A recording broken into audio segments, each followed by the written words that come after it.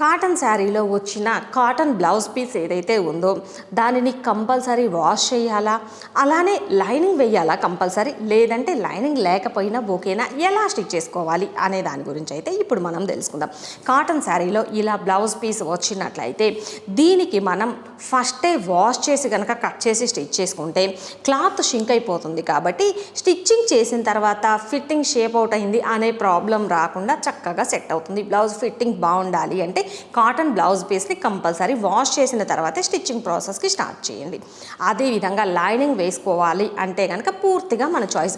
Cotton బ్లౌజ్కి మన ఇష్టాన్ని బట్టి ఆధారపడి ఉంటుంది. లైనింగ్ కంపల్సరీ వేయాల్సిన అవసరం లేదు. మనకి కావాలి కొంచెం ఎక్కువ రోజులు మన్నిక ఉంటుంది అంటే లైనింగ్ వేసేసుకోవచ్చు. వద్దు అంత మన్నిక ఏమీ అవసరం లేదు, జస్ట్ తక్కువ రోజులే యూజ్ చేస్తాము అనుకున్నట్లయితే కనుక లైనింగ్ వేసుకోకుండా కూడా మనం బ్లౌజ్ని అయితే కట్ చేసుకొని స్టిచ్ చేసుకోవచ్చు.